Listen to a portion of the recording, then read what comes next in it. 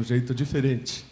Hoje vamos contá-la pensando no texto de Salmos 84, versículos de 1 a 12. Convido a congregação mais uma vez a se colocar em pé e vamos ler este salmo belíssimo.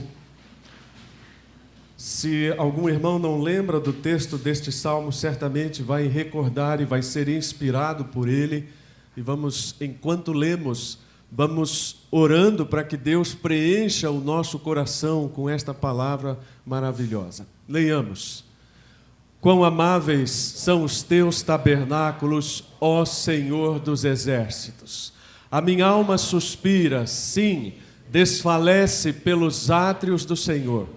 O meu coração e a minha carne clamam pelo Deus vivo. Até o pardal encontrou casa e a andorinha ninho para si, onde crie os seus filhotes junto aos teus altares, ó Senhor dos exércitos, Rei meu e Deus meu. Bem-aventurados os que habitam em tua casa, louvar-te-ão continuamente. Bem-aventurados os homens cuja força está em ti, em cujo coração os caminhos altos. Passando pelo vale de Baca, fazem dele um lugar de fontes, e a primeira chuva o cobre de bênçãos. Vão sempre aumentando de força, cada um deles aparece perante Deus em Sião. Senhor Deus dos exércitos, escuta a minha oração e inclina os ouvidos, ó Deus de Jacó. Olha, ó Deus, escudo nosso, e contempla o rosto do teu ungido. Porque vale mais um dia nos teus átrios do que em outra parte 1000. Preferiria estar à porta do meu Deus a habitar nas tendas da perversidade. Porquanto o Senhor Deus é sol e escudo, o Senhor dará graça e glória, não negará bem algum aos que andam na retidão. O Senhor dos exércitos, bem-aventurado o homem que em ti põe a sua confiança. Oremos. Deus, que palavra bonita. Mas nós queremos agora que esta poesia, escrita há tanto tempo, tenha um sentido prático na vida de cada pessoa aqui nesta noite. Ó Deus, cria em nós um desejo profundo de conhecermos a Tua pessoa através do Senhor Jesus Cristo. Cria em nós, ó Deus, uma fome da Tua palavra, uma sede do Teu Espírito. E, ó Deus, aprofunda a nossa experiência de convivência com o Senhor no dia a dia. Que nesta noite o Senhor também nos ensine que a verdadeira adoração transcende este culto público, vai além daquilo que fazemos juntos, abrange toda a nossa vida pessoal. Tudo aquilo que somos e tudo aquilo que fazemos deve ser oferecido como um sacrifício ao Senhor, uma adoração viva ao Senhor. Ajuda-nos nesta noite também a entendermos que somos, ó Deus, feitos completos, que o Senhor nos fez íntegros, mas que se não houver a Tua presença nas nossas vidas, somos então incompletos, carecemos de algo. Por isso, Pai, que ninguém nesta noite saia daqui se sentindo incompleto, mas que todos estejamos preenchidos pelo Senhor Jesus, pela presença maravilhosa que o Senhor nos dá na figura dele. Obrigado, Pai, por esta noite, por este culto. Fala aos nossos corações em nome de Jesus. Amém. A igreja pode assentar-se.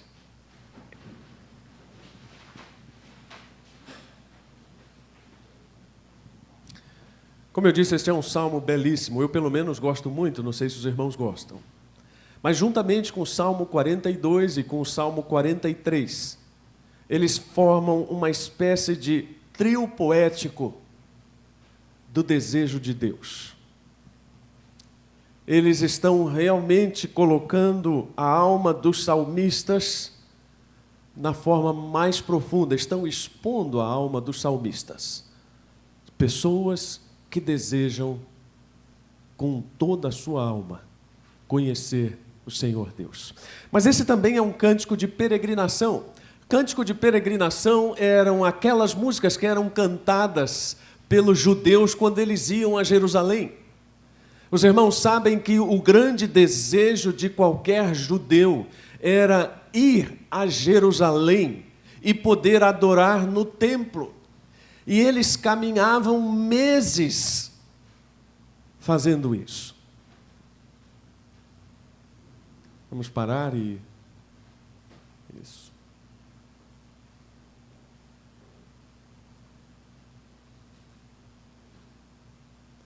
Alguém pode assumir aqui? Mano. Emi? Isso.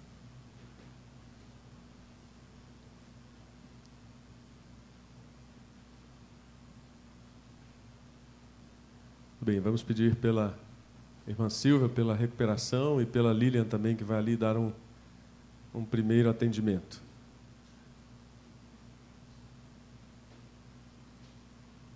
Muito bem, como eu dizia, então, o grande sonho dos judeus era irem a Jerusalém e estarem lá no templo. E eles gastavam meses nessa peregrinação, muitos dias mesmo. E nisto, meus irmãos, a nossa experiência é muito diferente dos judeus, né? É por isso que quando nós lemos o texto bíblico, nós precisamos tentar nos aproximar do sentido do texto para que nós possamos entendê-lo integralmente. Hoje a maioria de nós vem ao culto de carro, de ônibus, pouca gente mora perto. Nenhum de nós conhece a experiência de caminhar e caminhar e caminhar para estar num culto com as pessoas que louvam a Deus também. Eu lembro que quando eu era criança, nós morávamos um pouco distantes do templo. E então ir ao culto representava caminhar muito. Mas naquele tempo as crianças eram diferentes, os irmãos sabem, né? Eu, por exemplo, se reclamava às vezes por estar com sono, mas a maioria das crianças andava bastante. E, aliás, andar para nós era uma diversão, né? Mexia com o cachorro de um muro, chutava uma lata aqui, pegava uma flor ali, jogava uma pedra ali, e aquele caminho ia passando, cantando. Minha mãe disse que normalmente, quando eu era pequeno, eu ia cantando muitas coisas até que chegasse lá na igreja, normalmente coisas que não faziam muito sentido. Esta experiência de caminhar, agora você imagine o que são pessoas caminhando juntas até Jerusalém diversos dias, com aquele objetivo, queremos chegar naquele templo lindo e maravilhoso, onde Deus está presente. Porque a ideia do judeu é bem diferente da nossa. Aliás, foi Jesus que estabeleceu essa divisão, não é? Quando Jesus conversou com a mulher samaritana, ele disse: mulher, a hora vem em que vocês não vão adorar nem aqui, nem em Samaria, nem em lugar nenhum. Jesus é esse novo paradigma, não tem mais lugar. Mas antes de Jesus, o paradigma era o templo, a presença de Deus era no templo. Deus se revelava no templo, então qualquer pessoa temente a Deus queria estar naquele lugar. E queria ser abençoada naquele lugar, porque era lá que as bênçãos de Deus estavam se manifestando. Hoje em dia nós temos muitas coisas que afastam a nossa vontade de estar com o povo de Deus. Tantos atrativos, tanto conforto, né? Nós vivemos, na verdade, uma era do conforto. Quando está fazendo calor e você dormiu aquela noite maravilhosa com o seu quarto climatizado, e você trabalhou durante a semana toda, e no domingo, quando o despertador toca, você diz: ah, eu mereço um descanso. Eu vou dormir um pouco mais. Se é no frio, é porque é frio.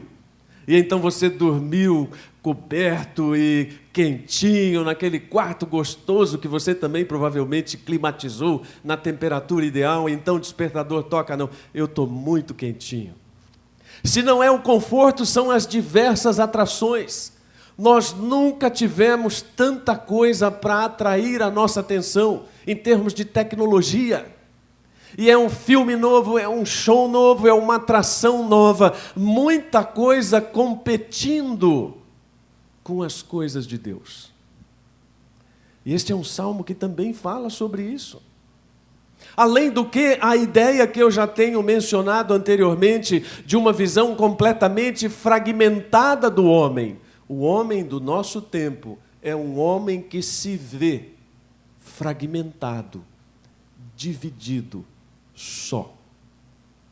Por isso que no domingo passado nós pensamos sobre a ideia bíblica de que o homem é um ser coletivo.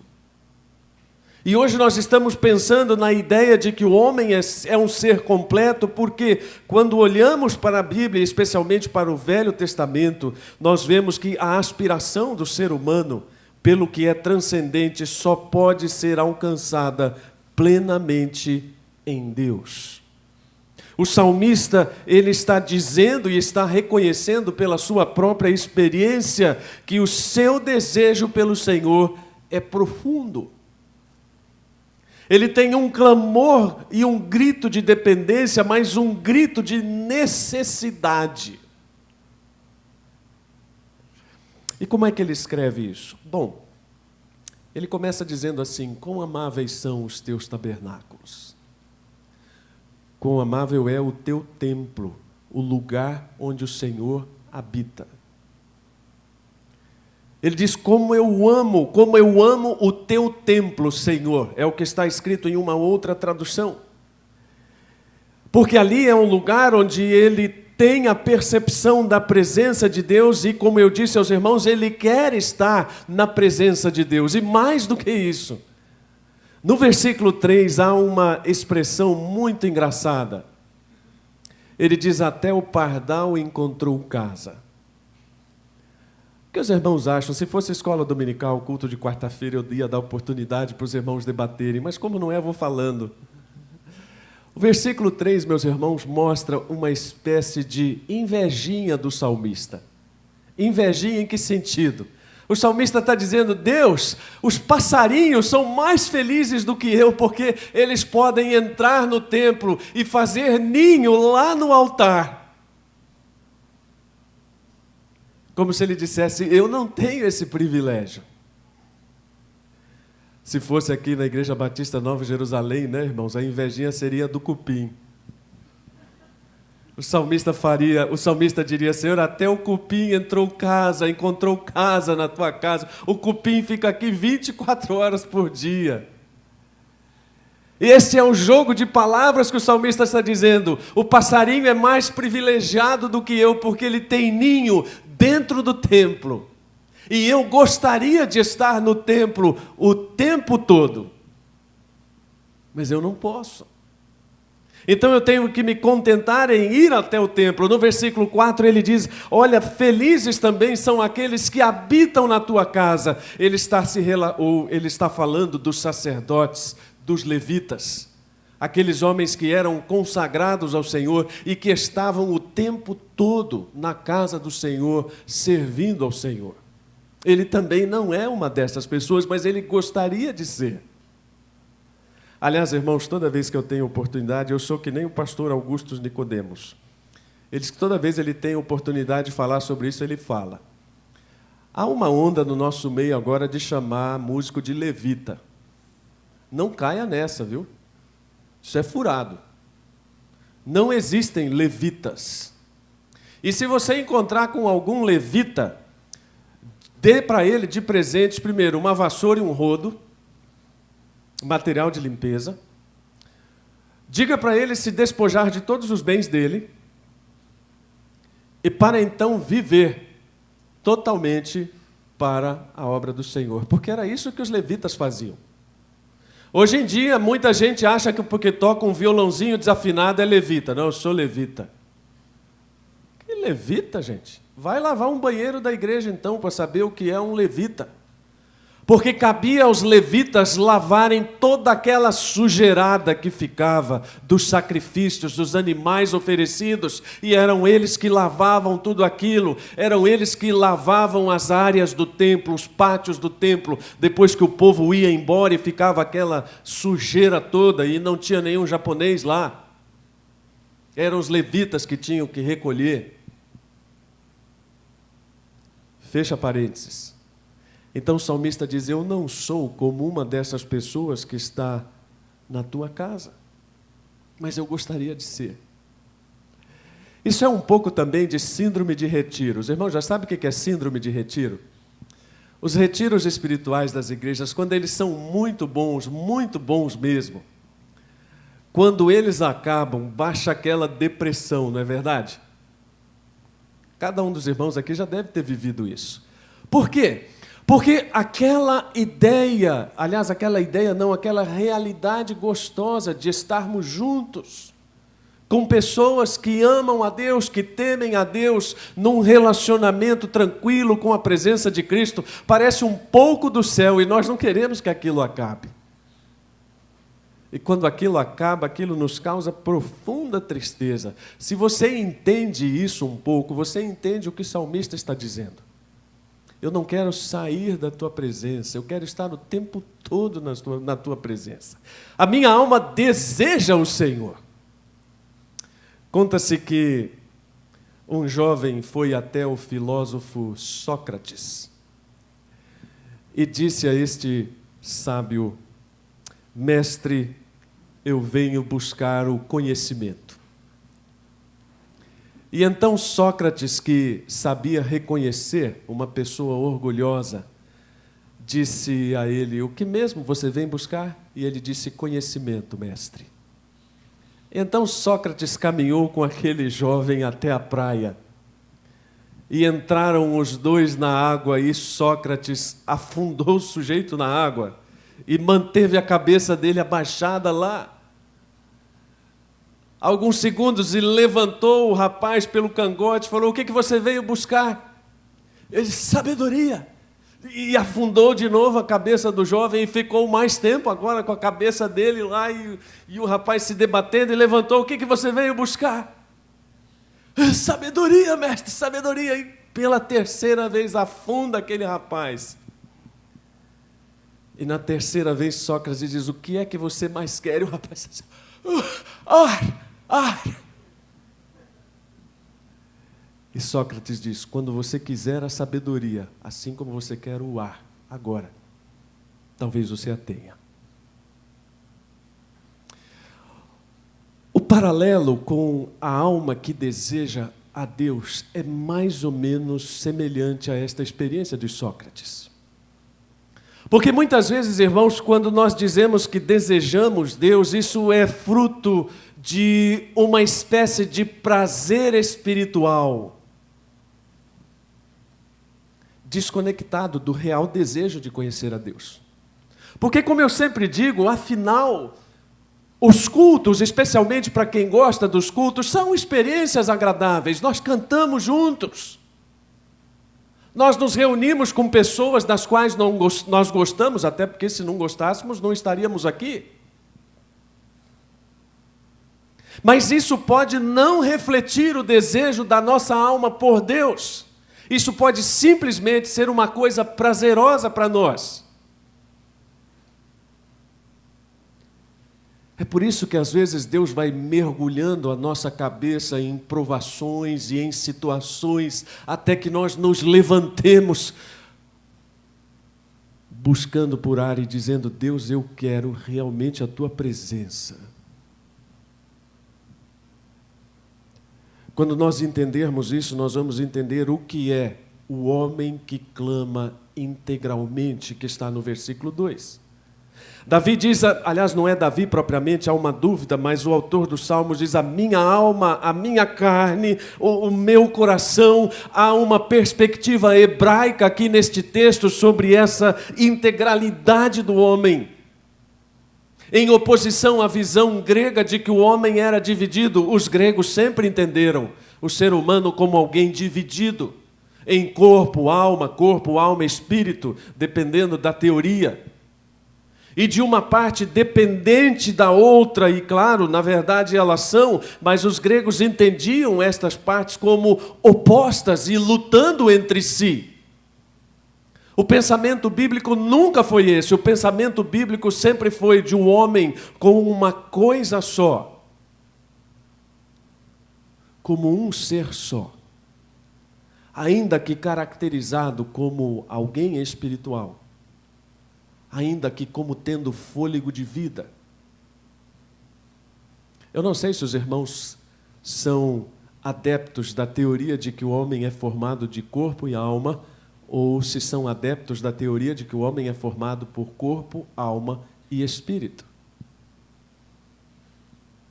Não interessa qual seja a sua ideia, o importante é ter em mente que Deus nos fez unos. E quando a Bíblia repete essas ideias, como no versículo 2, corpo, carne, espírito, coração, na verdade ele está apenas dando uma ênfase de tudo que eu sou, está clamando pelo Senhor.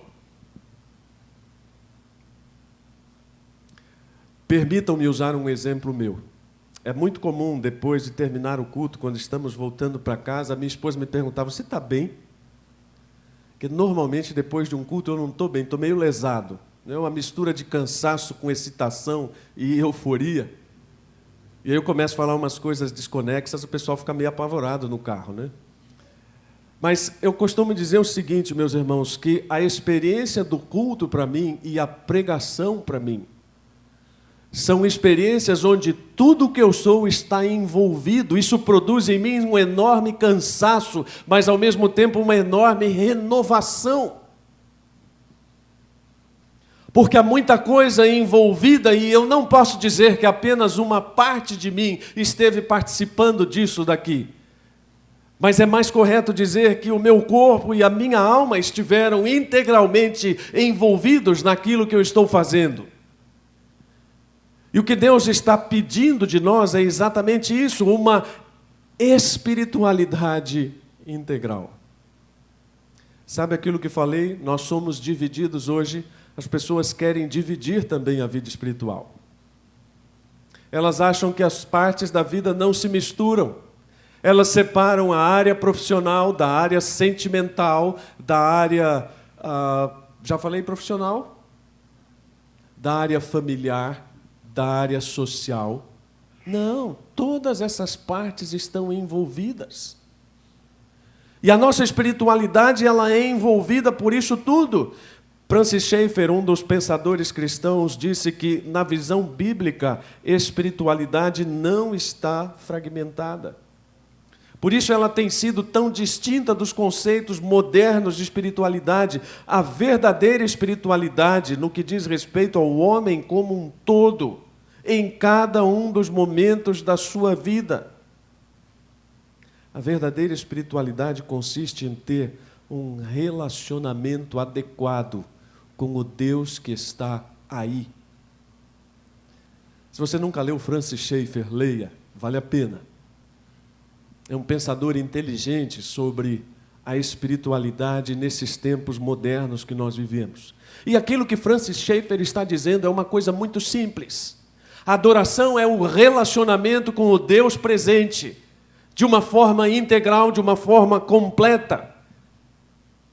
É uma adoração que, na palavra de Tozer, é uma expressão do coração de um sentimento de humildade diante de Deus, mas também de admiração, de espanto, de amor.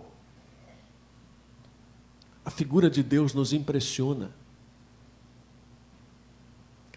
Na verdade, a adoração é uma e outra e diversas experiências com aquilo que os filósofos chamam de causa primeira, mas que nós chamamos de Pai Nosso. Qualquer crente que deseja o Senhor pode ter uma experiência maravilhosa depois de um momento de oração sozinho em casa ao lado da cama. Levantar-se impactado pela presença de Deus.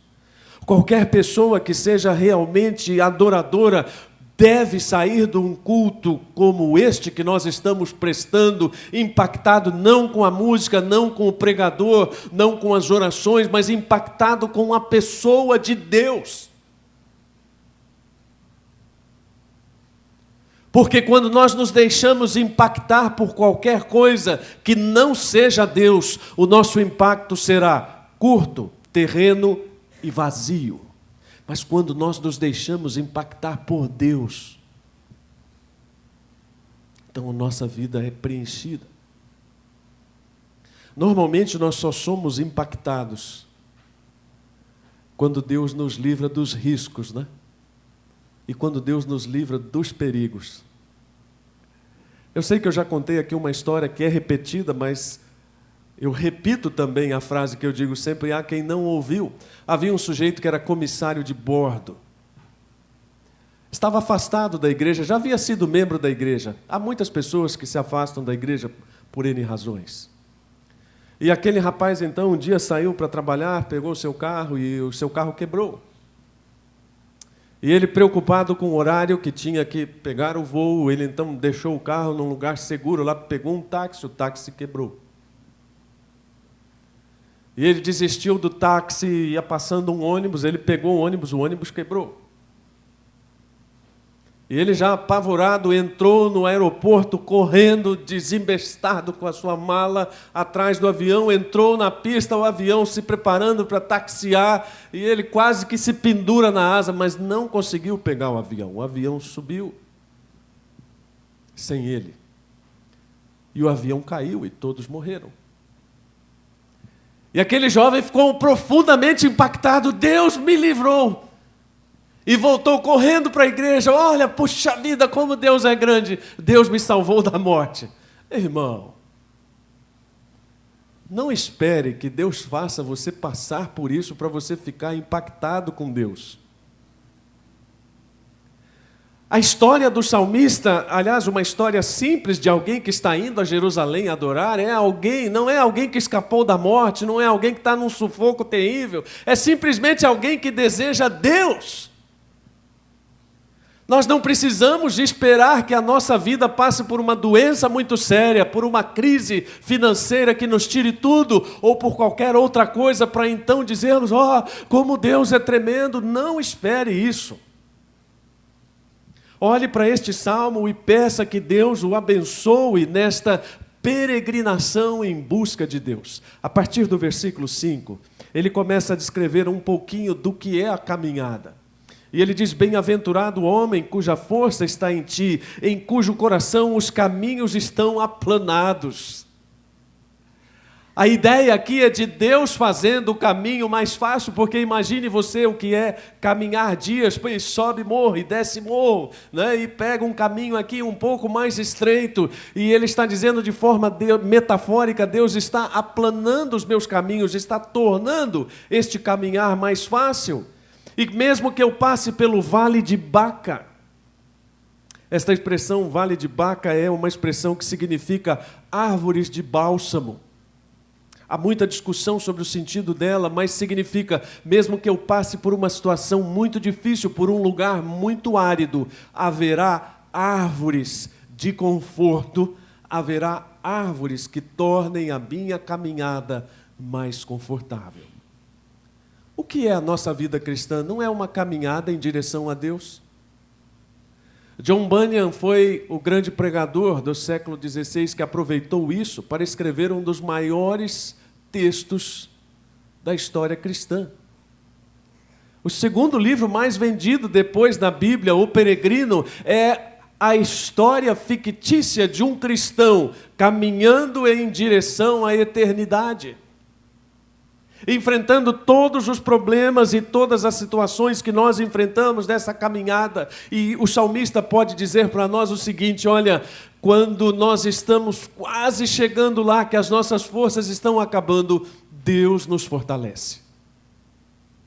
E esta é a principal lição dessa parte do texto. O fortalecimento, a força que nós precisamos vem do Senhor. Aquilo que Paulo diz lá em Efésios 6:10, fortalecei-vos no Senhor, né? Foi o texto que eu preguei domingo passado, sobre batalha espiritual. Como é que você se prepara para essa batalha? Primeiro, você se fortalece na força do Senhor. E terminando então a sua exposição, o salmista diz: ó Senhor dos exércitos, escuta a minha oração. Nessa caminhada, que era uma caminhada de dependência, já antevendo a cidade, o salmista se põe a orar sobre a pessoa de Deus e a pessoa do rei. E é muito interessante o raciocínio aqui, porque para o judeu o rei era representante de Deus. E se ele orasse pelo rei e pelo país e pela prosperidade do país, ele estaria não apenas obedecendo à vontade de Deus, mas estaria atraindo bênçãos para si. E nesse sentimento ele diz: vale mais um dia nos teus átrios do que 1000 em qualquer outro. Há um senso de prioridade aqui no salmista, de saber escolher as coisas de Deus em detrimento das outras. Eu nunca vi, mas eu ouço falar que havia, não sei se é alguma coisa de Silvio Santos, esses programas de auditório onde as pessoas ficam escondidas numa cabine, sem ouvir o que está sendo dito, não é? E alguém pergunta: troca um sanduíche por uma casa? Troco! Já viram isso? Muitos crentes não estão em cabines, mas estão trocando coisas valiosas em detrimento das coisas de Deus. E o que o salmista está nos dizendo aqui é exatamente o contrário. As coisas de Deus são muito valiosas. Elas não podem ser trocadas. Se fosse o Brasil que tivesse chegado na final, e o jogo tivesse acontecido hoje e tivesse ido para a prorrogação, quantos crentes nós teríamos no culto aqui? Ah, pastor, pegou pesado, hein? Copa no Brasil é uma vez só, a cada 200 anos. Irmãos, eu não quero ser melhor que ninguém,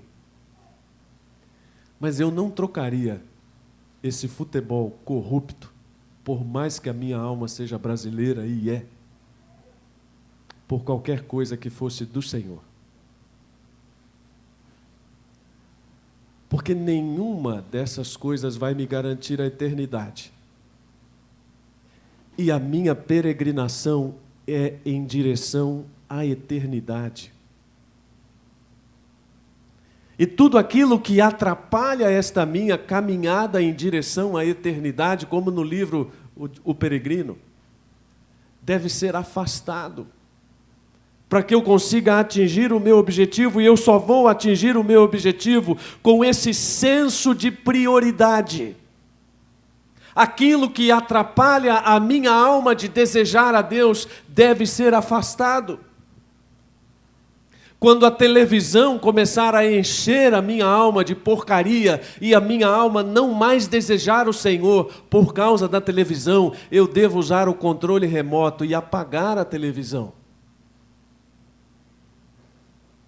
Quando o dinheiro atrair o meu coração mais que as coisas de Deus, eu devo pedir que Deus apague no meu coração este desejo pelas coisas materiais, trocando o desejo pelas coisas dele. Uma vez eu ouvi um rapaz que é não crente dizer: pastor, eu tenho tanto prazer em ficar olhando o saldo das minhas aplicações, às vezes eu entro na internet só para ver o saldo do dinheiro lá na conta. Me faz lembrar uma frase que eu tenho visto circular pela internet. Era tão rico, que só tinha dinheiro. Quantas pessoas não estão conseguindo separar as prioridades daquilo que realmente é do Senhor? Talvez essas pessoas estejam dizendo: olha, eu prefiro estar 1000 dias fazendo qualquer outra coisa do que um dia fazendo as coisas de Deus. Estão invertendo aquilo que o salmista está dizendo. Deus não se alegra nisso, porque Ele sabe que a verdadeira bênção está na influência benéfica de Deus. E Ele termina o Salmo dizendo: o Senhor Deus é um sol, é um escudo. Hoje nós saímos do culto da manhã e eu creio que os irmãos devem ter observado que dia lindo que estava hoje, não? Um sol maravilhoso, um clima ameno, aquele ventinho gostoso. E estar no sol nesses dias de outono e inverno, de temperatura amena, é uma experiência deliciosa. Sentir o calor do sol. Quando eu era jovem como Emanuel e nós íamos para Campos do Jordão, nos festivais de inverno, naquele frio que só Deus permite, depois do almoço, era comum que os quase 400 estudantes que estavam naquele lugar deitassem no gramado para aproveitar o sol depois do almoço. Parecia um bando de lagarto humano deitados no sol, aproveitando a delícia daquele sol em temperaturas muito baixas. Esta experiência, ela é palpável para nós, então ela é palpável para entendermos o que o salmista está dizendo. A presença de Deus, ela nos aquece, mas ela nos protege. Ele é sol, ele é escudo. E a quem está falando isso é alguém que está caminhando e tendo tempo para pensar nisso, mas que está sendo atacado, porque aí os irmãos pensam que violência é do nosso tempo. Não é, não. Havia violência também nesses tempos, quando os peregrinos iam a Jerusalém e eram assaltados no caminho de Jerusalém. Era por isso que eles andavam em grupos, para que eles pudessem se proteger.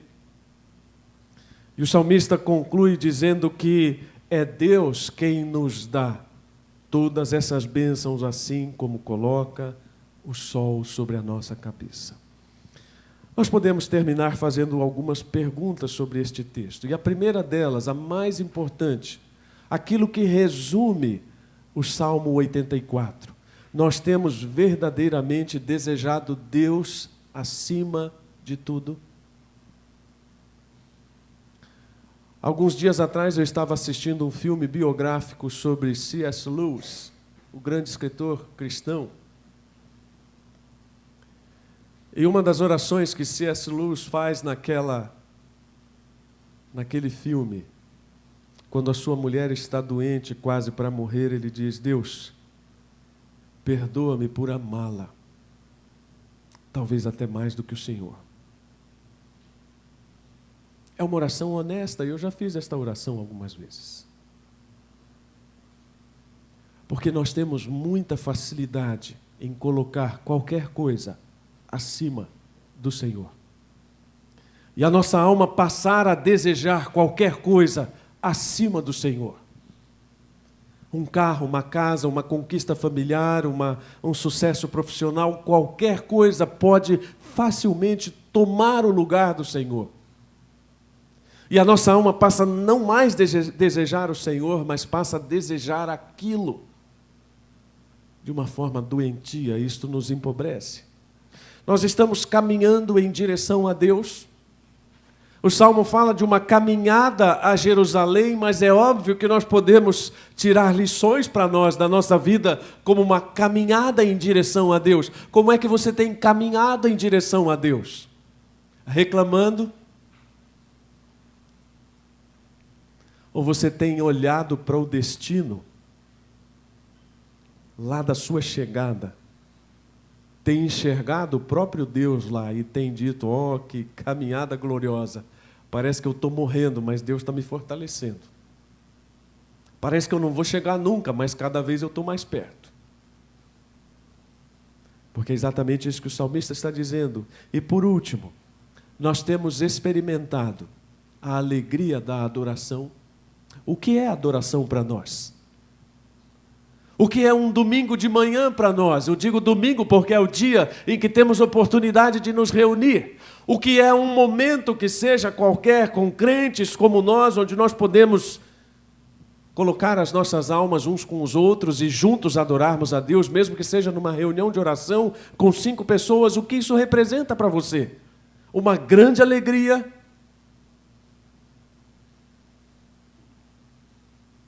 Espero que sim. Porque a experiência de adorar a Deus, ela é uma experiência de reverência e de um senso de realização. Quando nós realmente desejamos a Deus, as coisas de Deus nos satisfazem. Um culto nos satisfaz, um estudo da Bíblia nos satisfaz. Um tempo de oração nos satisfaz. Nós desejamos um tempo de oração. Para que a nossa alma seja preenchida integralmente através da palavra. Nós sabemos que hoje, como já dissemos em Hebreus, Deus nos fala através de Cristo. Cristo nos preenche. O desejo hoje de conhecer a Deus é um desejo de conhecer a Cristo, de conhecer a experiência de Cristo, de conhecer a experiência lá naquela cruz, onde Ele morreu, como nós contamos, essa história que nós contamos. É uma história que mostra que o homem só é integral e íntegro, unido a Deus através de Jesus Cristo. Abaixe a sua cabeça neste momento e pense o quanto você tem desejado o Senhor Deus, o quanto você tem caminhado em direção a Deus, como tem sido essa caminhada, o quanto você tem experimentado da alegria do Senhor Deus.